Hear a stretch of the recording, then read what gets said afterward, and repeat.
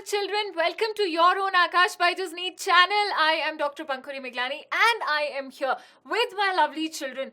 Another session on NCERT line by line series. Yeah, we have launched this series with the tagline कि question तो इन्हीं में से आएगा. So if you're attending the class live and you love NCERT textbook as much as the NEET exam loves and I love, please write in the chat box question इन्हीं में से आएगा. Don't forget to share the session, like the session and subscribe to the channel if you are new to the channel.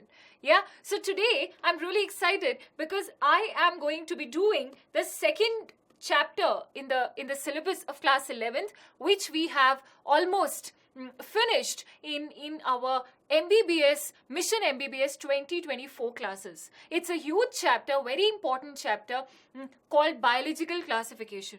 Yes, this chapter has a good weightage in your NEET exam, and since we have completed this chapter in depth in the Mission MBBS 2024 classes, now we read NCERT. Yeah? So today's class is going to be about kingdom Monera and Protista, and the next class is going to be about the kingdom Fungus. Very, very important. And this is how you complete your preparation. Yeah, so I'm with you in every step of preparation. So before we begin, I must remind you that in order to take maximum benefit of these NCERT line by line sessions with ma'am, you should have a NCERT textbook, a hard copy, and you should have a pencil in your hand. I do not really... Personally, I don't like scribbling or cluttering the book with a lot of ink. Yeah, because you want to read NCERT next year also when you're in class 12 till your NEET exam. So take a light pencil and start with the reading.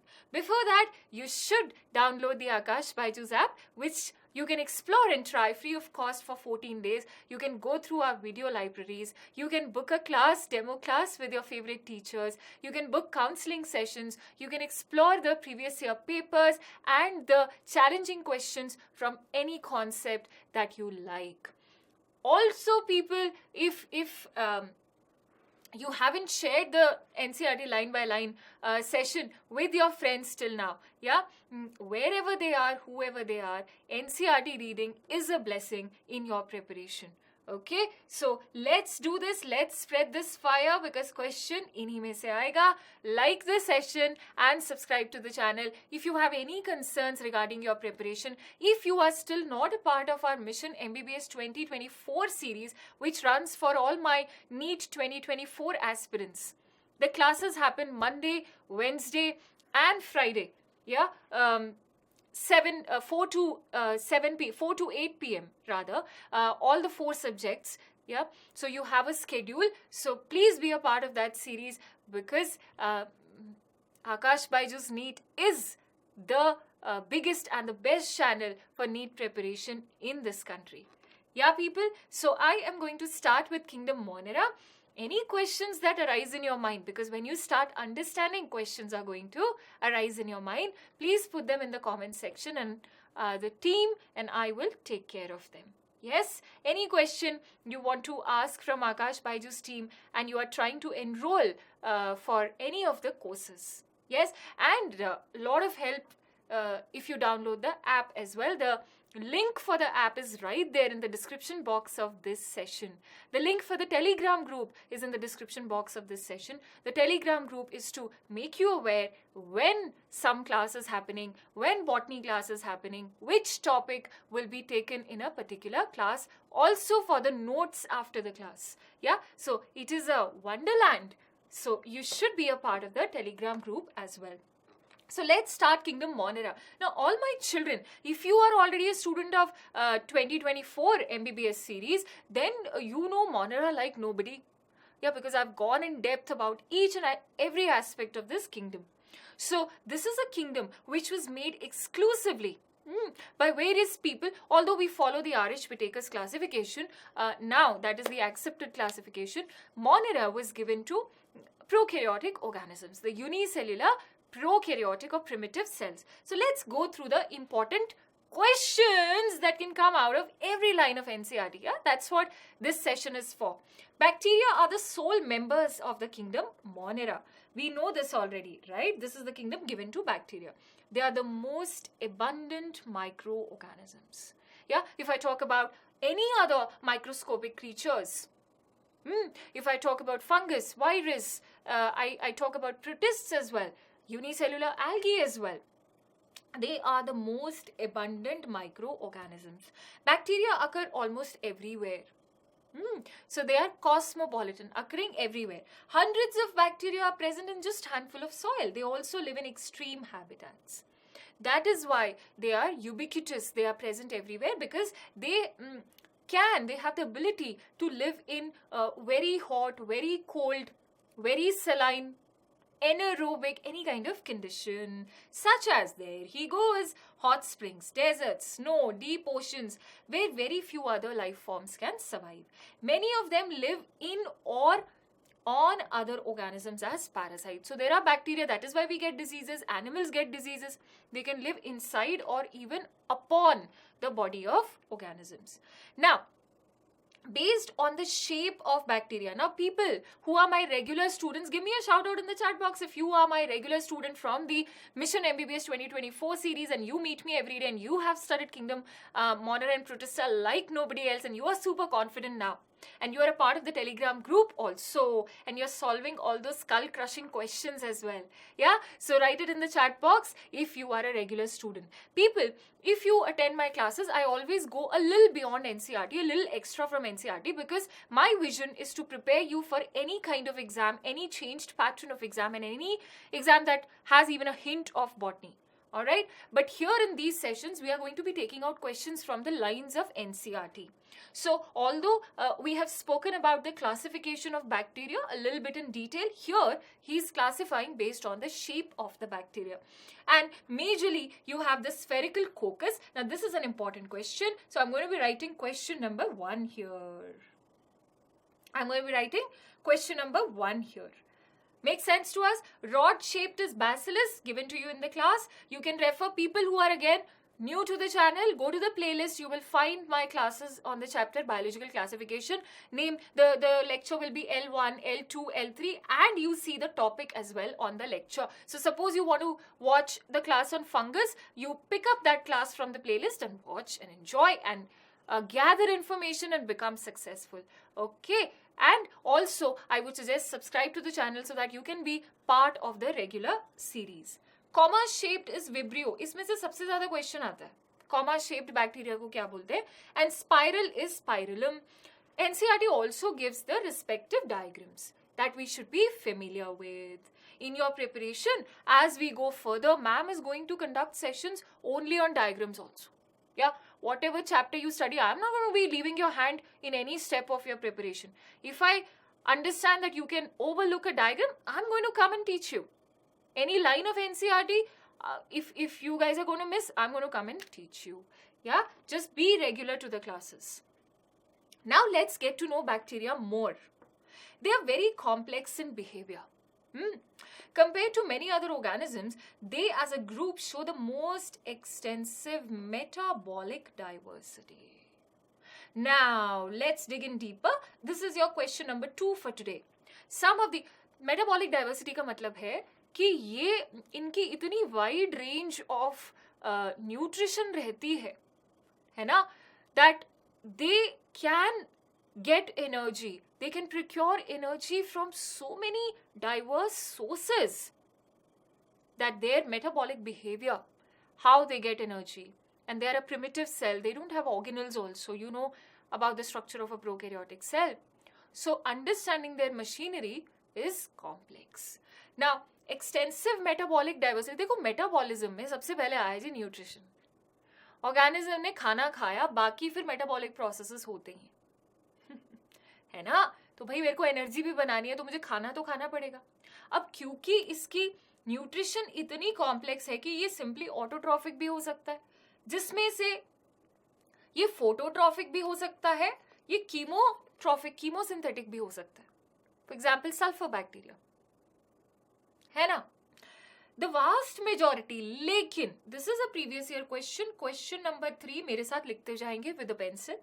भाई ज्यादातर bacteria ना heterotrophic होते हैं। बोले तो मैंने class में, हर class में बताया हीटरोट्रॉफिक न्यूट्रिशन का क्या मतलब है, लेकिन ब्रॉडली अगर बात करें, हीटरोट्रॉफिक इज किसी और से खाना बनाना। That is the depend on other organisms, yes, or they will be dependent on the dead organic matter, saprotrophic nutrition, yeah, or they will be parasitic. Good with me? Now we are going to discuss the first member of Monera, that is Archaebacteria. Archaea is for the primitive. The primitiveness of this bacteria is even primitive, even more than the normal true bacteria. They're not considered as true bacteria, in fact.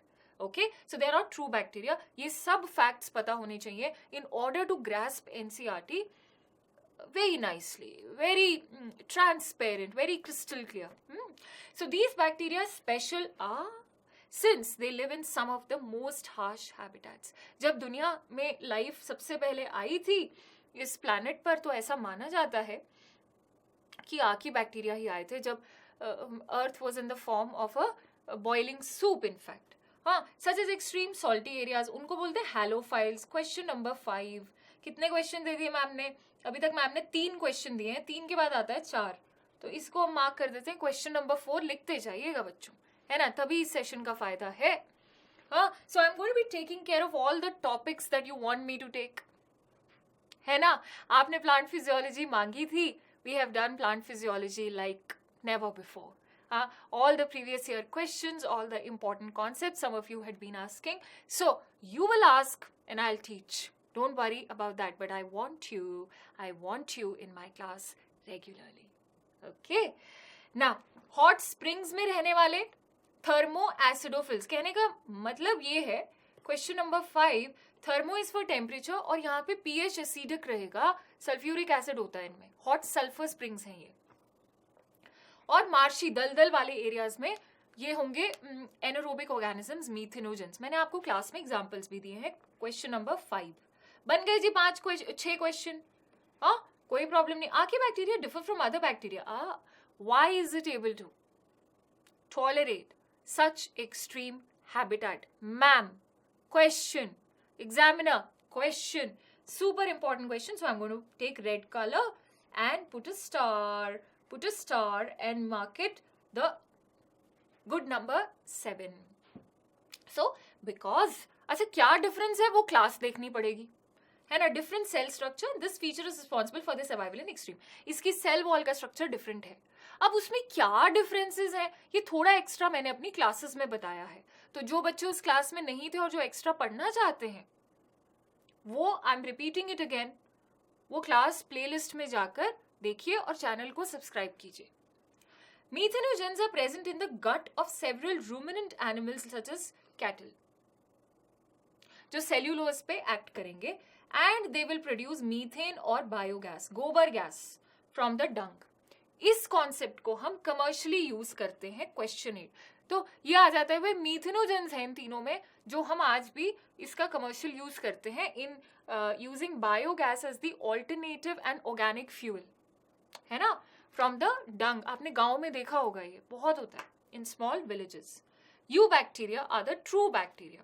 अब थोड़े से जो advance bacteria हैं तो ये भी prokaryotic single sales. ठीक बात है. There are thousands of different eubacteria और ट्रू बैक्टीरिया. ठीक है मैम, कोई प्रॉब्लम नहीं है. नाउ इनके कैरेक्टरिस्टिक फीचर्स क्या हैं बोले तो इनको पहचाना कैसे जाता है? Rigid cell wall and if motile a flagellum. तो इनके पास सेल वॉल है और मोटाइल स्ट्रक्चर में इनके पास फ्लैजुला होगा, सीलिया नहीं होगा.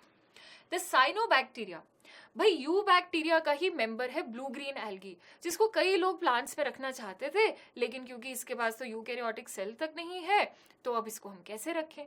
तो ब्लू ग्रीन एल्गी और cyanobacteria is also a member. Clear है. लेकिन इनके पास एक स्पेशलिटी ये है जो इसका काफी इंपॉर्टेंट फीचर है कि इसके पास क्लोरोफिल ए है. तो ये मेरा बड़ा फेवरेट क्वेश्चन है ना, कि साइनोबैक्टीरिया, कितने क्वेश्चन हो गए? 8 क्वेश्चन हो गए. Question number 9. ठीक है. तो क्वेश्चन नंबर 9 ये निकलता है कि ऐसा कहते हैं साइंटिस्ट कि जब इस प्लैनेट पर और कोई लाइफ नहीं आ सकती थी, मान लिया आर्कीबैक्टीरिया आ गए, लेकिन अगर ऑक्सीजन नहीं होती तो फिर इवोल्यूशन ऑफ लाइफ नहीं हो पाती, है ना। उससे पहले तो सल्फर डाइऑक्साइड थी, सल्फर गैसेस थी, टॉक्सिक गैसेस थी, कार्बन डाइऑक्साइड थी, तो उसको ऑक्सीजन रिड्यूसिंग एटमॉस्फेयर था, वहां पर ऑक्सीजन कौन लेके आई सबसे पहले? साइनोबैक्टीरिया। और इनके पास वो यूनिवर्सल पिगमेंट है chlorophyll a, the primary pigment of higher plants यार, वो इनके पास है उस जमाने से। तो इनको स्ट्रिक्टली फोटोसिंथेटिक ऑटोट्रॉफ्स बोला गया, बड़ी अच्छी थी ये फोटोसिंथेसिस करने में। द साइनोबैक्टीरिया यूनिसेलुलर, कोई दो राय नहीं है। कॉलोनियल और फिलामेंटस, ये कॉलोनीज में भी रहती हैं।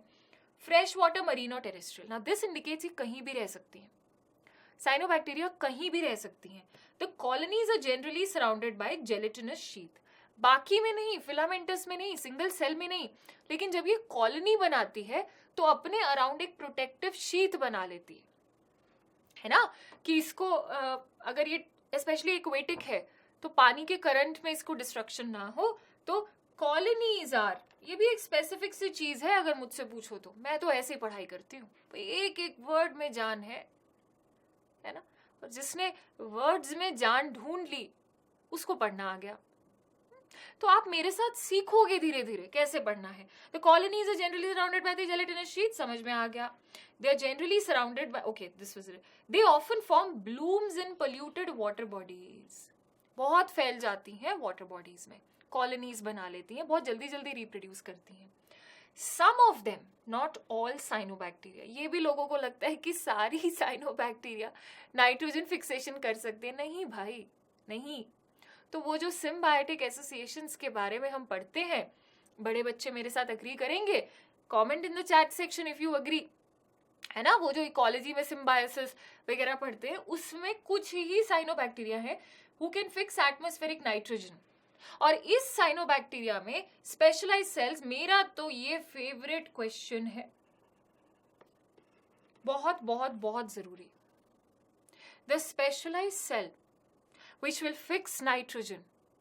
और इसीलिए हायर ऑर्गेनिज्म साइनोबैक्टीरिया को बोलते हैं प्लीज हमारे साथ आकर रहना, चाहे वो लाइकन है, चाहे वो हायर प्लांट्स भी है ना, चाहे वो एजोला है, चाहे वो जिम्नोस्पर्म्स है, क्योंकि इसके पास ये स्पेशल हीटेरोसिस्ट होता है। बहुत ही प्यारा क्वेश्चन। अब जब मैंने बोला कि some of the cyanobacteria, The examples are Nostoc and Anabaena। Examples तो हमें पता ही है कि कितने फेवरेट हैं। Chemosynthetic autotrophic bacteria will oxidize inorganic substances। हाँ, तो ये chemosynthetic autotrophs अपनी एनर्जी कैसे, भाई इनका मेटाबॉलिक प्रोसेस कैसे हो रहा है, कहानी स्टार्ट हो रही है नाइट्रेट्स, याद आ रहा है बड़े बच्चों को, नाइट्रोजन साइकिल, नाइट्रिफिकेशन या डीनाइट्रिफिकेशन, एमोनिफिकेशन, वो सारी जो साइकिल है उसमें बैक्टीरिया ही बैक्टीरिया है।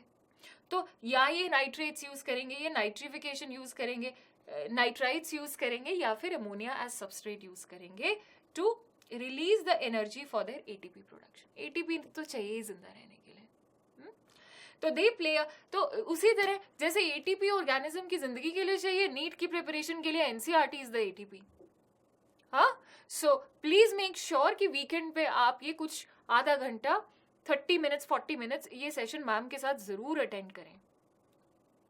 ओके अच्छा, इस वजह से अपनी इस कीमोसिंथेटिक एक्टिविटी की वजह से ये बैक्टीरिया न्यूट्रिएंट साइक्लिंग में बड़ा पार्ट लेते हैं।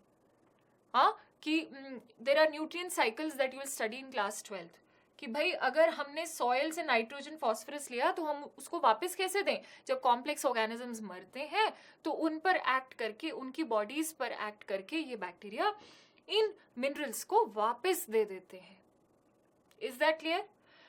सो this is the diagram which is given. आप जेलेटिनस शीथ भी दे सकते हो, म्यूसिलेजिनस शीथ भी देख सकते हो, which will help the cyanobacteria for attachment to be there on the substratum. और हीटेरोसिस्ट को मत भूलिएगा। अच्छा, ये हीटेरोसिस्ट के अराउंड ना बड़ी थिक वॉल होती है, there will be a very thick wall around the heterocyst which will help this Nostoc and Anabina to fix nitrogen. Heterotrophic bacteria से question ये आता है, they are the maximum.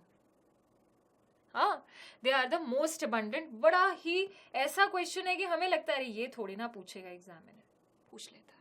Okay, so question number 11 right here. Question इन्हीं में से आएगा. The majority, ये जो हीट्रोट्रॉफिक बैक्टीरिया है, ये मेजॉरिटी हमारे लिए डीकॉम्पोजिशन का काम करते हैं, सफाई का काम. चाहे वो एक पत्ता है जो मरा हुआ है, पेड़ से गिरा है, चाहे वो एक कीड़े की बॉडी है, हाँ, तो ये सारी डिब्रीज को अगर डिकम्पोज नहीं करेंगे, then our planet will be filled with dead organisms. तो these are very very important. कुछ ऐसे बैक्टीरिया भी हैं जो हम अपने लिए कमर्शियली यूज करते हैं, रोज की जिंदगी में यूज करते हैं, आप लोग जानते ही हो. So they are helpful in making curd, making antibiotics, आप लोगों को तो पता ही है.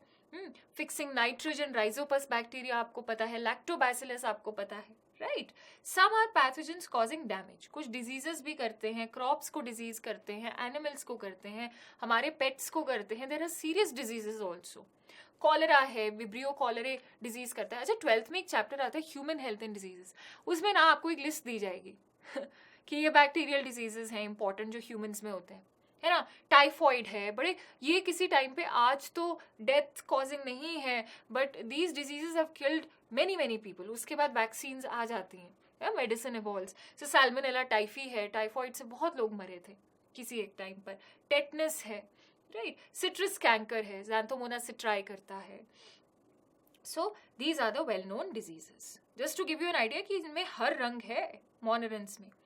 अच्छा, ये ना ऑर्गेनिज्म ज्यादा टेंशन नहीं लेता है. इसका mode of reproduction, because it's just a single prokaryotic cell, fission रहेगा.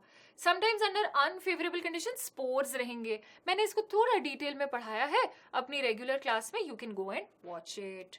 तो ये क्वेश्चन आ जाता है कि स्पोर फॉर्मेशन अनफेवरेबल में होगी या फेवरेबल में होगी, या फिजन फेवरेबल में होगी अनफेवरेबल में. तो आप जानते हो कि स्पोर जो थिक वॉल्ड एंटाइटी है ये अनफेवरेबल में होगा. फिर भी for your good I am marking the question number 12. अच्छा, एक सॉर्ट ऑफ सेक्सुअल रिप्रोडक्शन या इम्परफेक्ट सेक्सुअल रिप्रोडक्शन बैक्टीरिया दिखाता है. उसके मैंने क्लास में काफी डिटेल में बात किया है कि ये क्या मेथड्स हैं. इसमें से ये जो टाइप ऑफ सेक्सुअल रिप्रोडक्शन है, ये हम बायोटेक्नोलॉजी इन क्लास 12th में काफी विस्तार से पढ़ेंगे, काफी डिटेल में, ठीक है. लेकिन जो मेरी रेगुलर क्लास है उसमें मैंने कॉन्जुगेशन मेथड बताया है, F positive F negative. Suggestion रहेगा कि आप लोग देख लें जाकर, ठीक है जी. Right in the chat box if you have already watched that class, you can type, देख ली, हाँ, कॉन्जुगेशन वाली क्लास. तो ऑल इन ऑल उन मेथड्स में क्या हो रहा है कि डीएनए ट्रांसफर कर सकता है bacteria from one two another. तो एक काइंड ऑफ सेक्सुअल रिप्रोडक्शन कर लेता है. उसके बाद इसी मोनेरा में ही मेंबर्स आते हैं माइकोप्लाज्मा. बड़े वियर्ड ऑर्गेनिजम्स हैं लेकिन स्मॉलेस्ट लिविंग सेल्स हैं. ये क्वेश्चन आता है, और इनमें सेल वॉल होती ही नहीं है, तो ये प्लियोमॉर्फिक होते हैं, मैंने क्लास में बताया. अपनी शेप चेंज कर लेते हैं, ठीक है. तो question number 13 is they lack a cell wall. They are the smallest living cells known. Question number 14. Can survive without oxygen. Can survive. They will survive without oxygen नहीं है. They can survive without oxygen. Question number 15. Okay. Now we are going to talk about the kingdom Protista. है ना? Evolution होती जा रही है. And kingdom Protista, I tell you, is super interesting. You should definitely watch the class on kingdom Protista. Now, all single-celled eukaryotes, the cell is single, but now they are the true cells.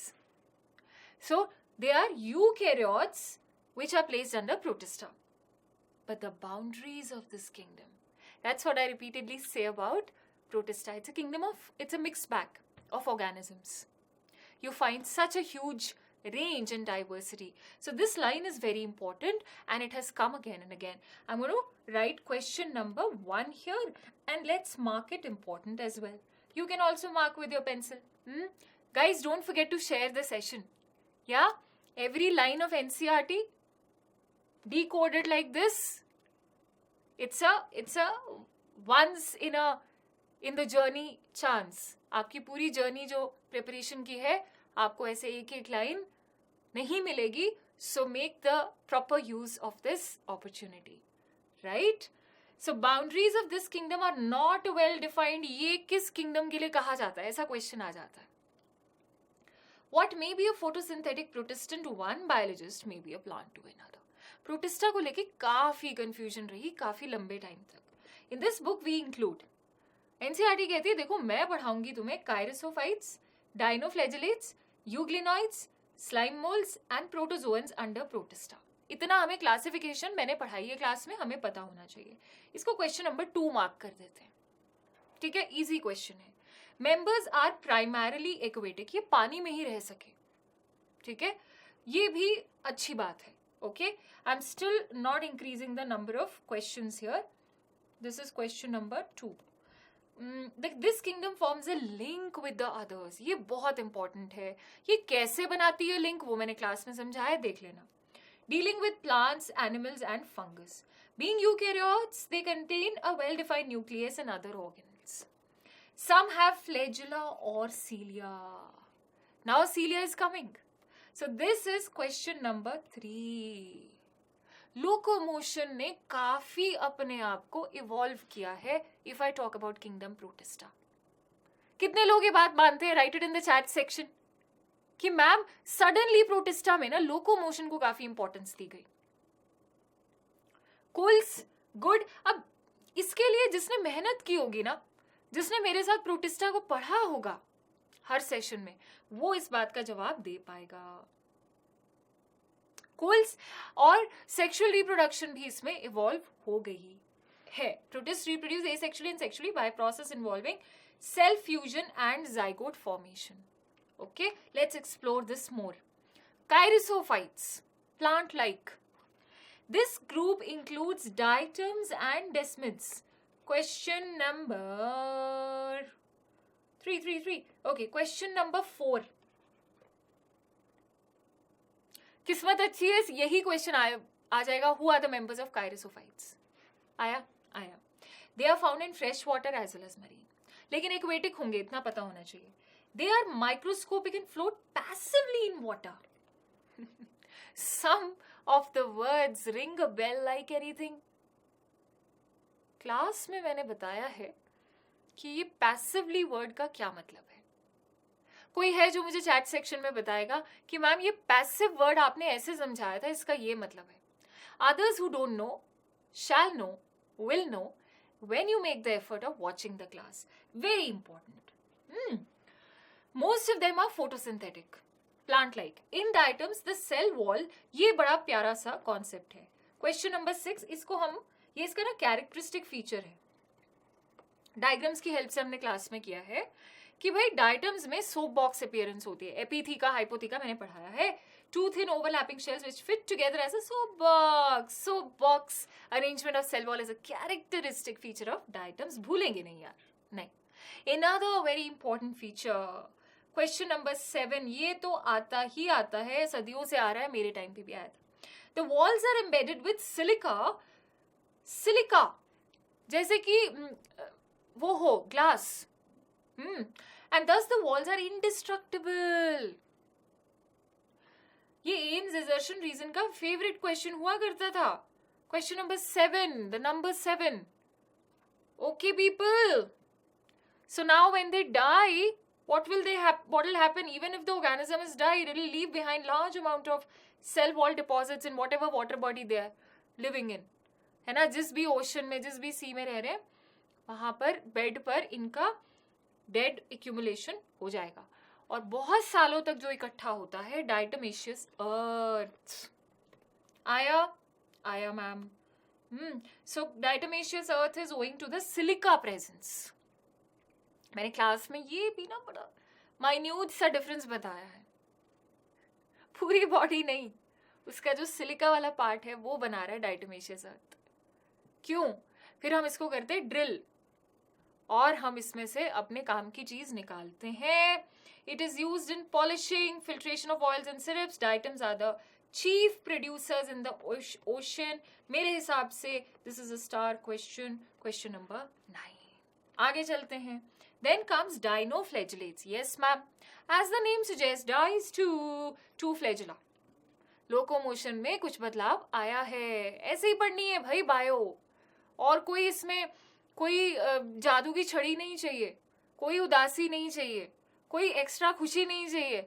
आराम से समझ के चीजों को as a story पढ़ना है. Okay, these organisms are mostly marine and photosynthetic.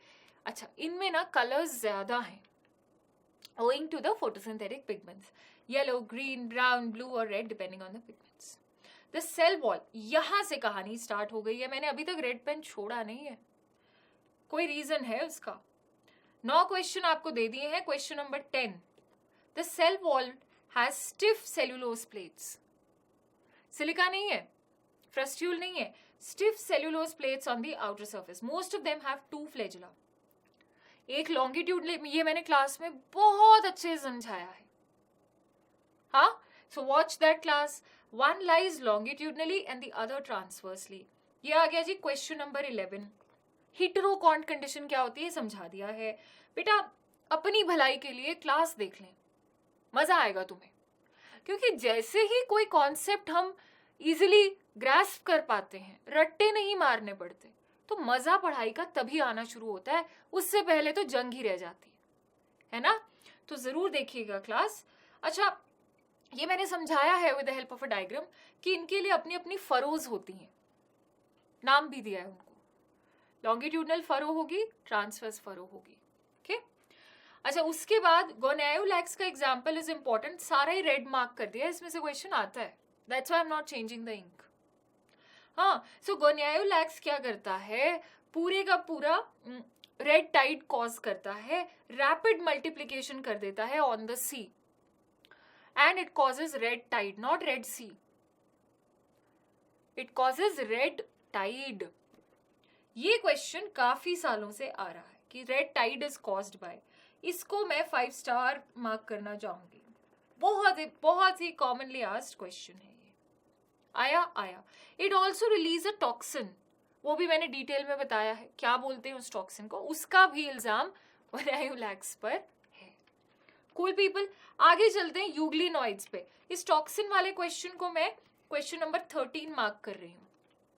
आगे चलते हैं जी यूग्लिनॉइड्स मिक्सोट्रॉफिक न्यूट्रिशन पर. Majority of them are fresh water. अब ये मरीन वाटर में नहीं रहते यार, ठीक है. So this is a peculiar feature. Question number 14. Instead of a cell wall, इसमें हमें रेड में जाना पड़ेगा. ये क्वेश्चन आता है भाई, सेल वॉल नहीं, इसके पास पेलिकल होती है. Very very very important question. ये नहीं पूछा तो क्या पूछा, आया ही आया. ये तो आया ही आया. तो यार गलती मत करना, है ना. इट्स वेरी हार्ट ब्रेकिंग जब इतनी मेहनत करने के बाद बच्चे ऐसे क्वेश्चन जो एनसीईआरटी की लाइन से आए वो गलत कर देते हैं. तो इनकी बॉडी ना फ्लेक्सिबल होती है, इस तरह की मोशन करता है ये यूग्लिनॉइड मूवमेंट. डिटेल के लिए क्लास देखिएगा. जिसको भी एक्स्ट्रा ज्ञान चाहिए, पढ़ना है, क्लास जरूर अटेंड कीजिएगा.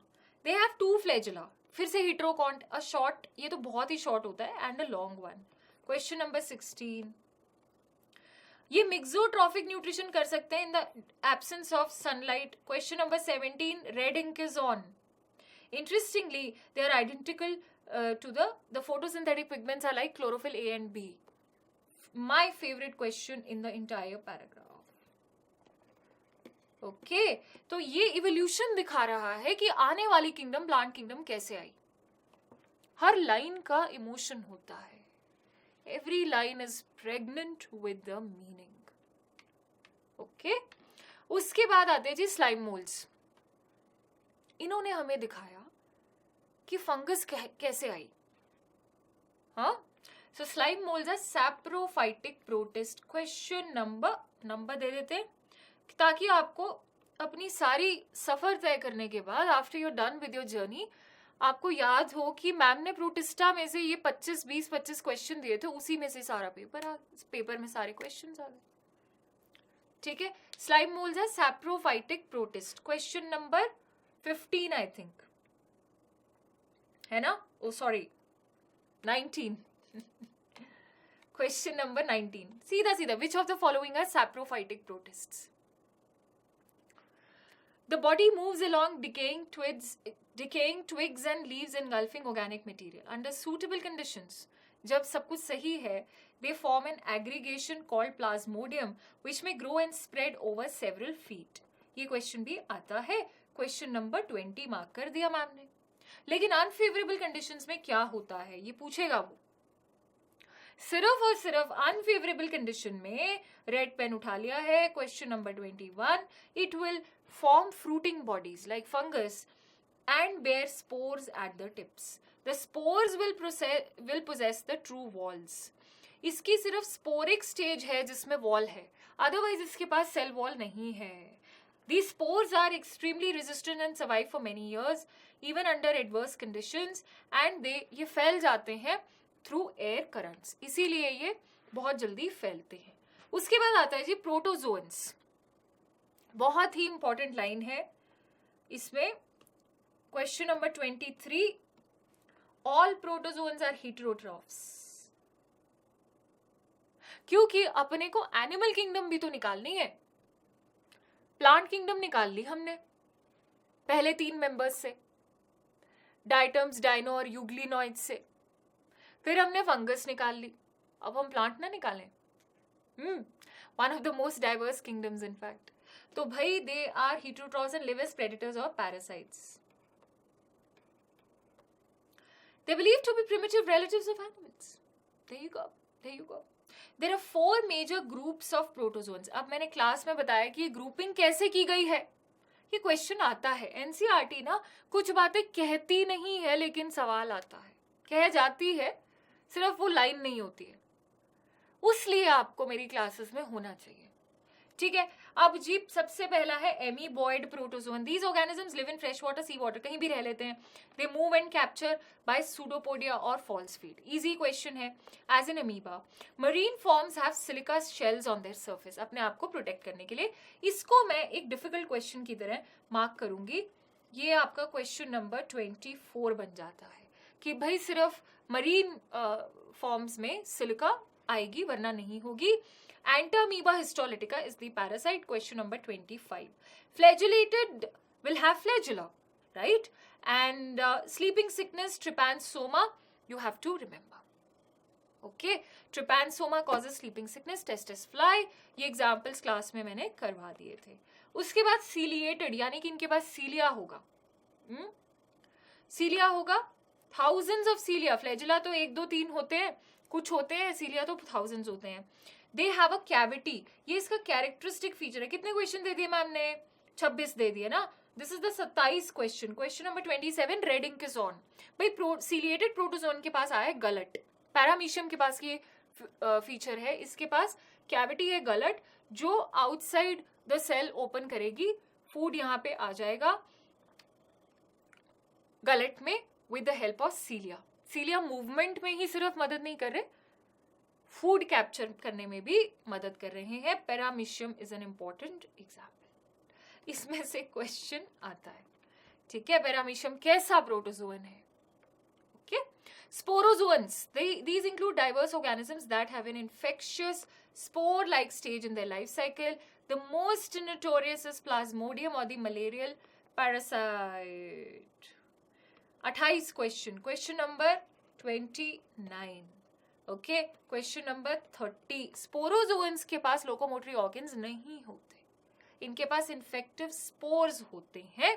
And classic example is malarial parasite, जिनके हम भी होस्ट हैं, सेकेंडरी होस्ट हैं. लाइफ साइकिल ऑफ मलेरिया आपको क्लास 12th में पढ़ाया जाता है. और आज की क्लास में हमने अकेली किंगडम प्रोटिस्टा से 30 क्वेश्चन निकाले हैं. और ऐसा हो ही नहीं सकता है कि आपका नीट का पेपर कभी भी हो, आज हो, कल हो, अगले साल हो, 2 साल बाद हो, कि इन 30 MCQs से बाहर क्वेश्चन आ जाए. Yeah, that is my vision and that is my promise to you children. Share the session with all your friends who are studying biology so that they can study biology like never before. Be a part of Aakash Byju's NEET channel, subscribe to the channel, and I'll see you in the next class.